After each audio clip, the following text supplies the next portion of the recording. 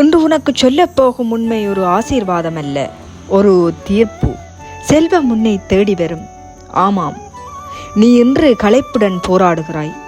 பணம் இல்லாமலே கனவு காட்டுகிறாய். சில நேரம் மனசு உடையும்.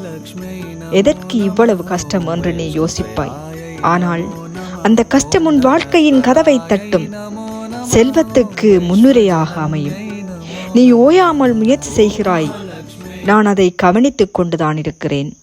ஒவ்வொரு இரவிலும் உன் கண்ணீரையும் ஒவ்வொரு காலையிலும் உன் முயற்சியையும் நான் பார்த்து கொண்டுதான் இருக்கின்றேன். அதனால்தான் இன்று உனக்கு கொடுக்கப்படும் என் வாக்குறுதி இது. நீ விரும்பும் வெற்றி உன் கதவை அடைந்து வணங்கும்.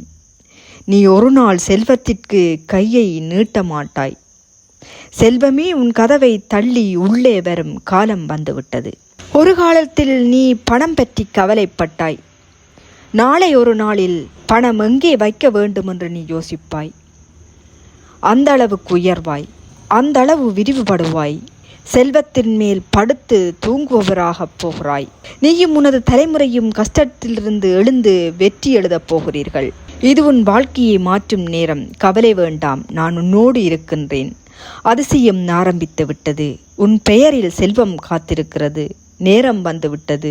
எழு, நம்பி முன்னேறு.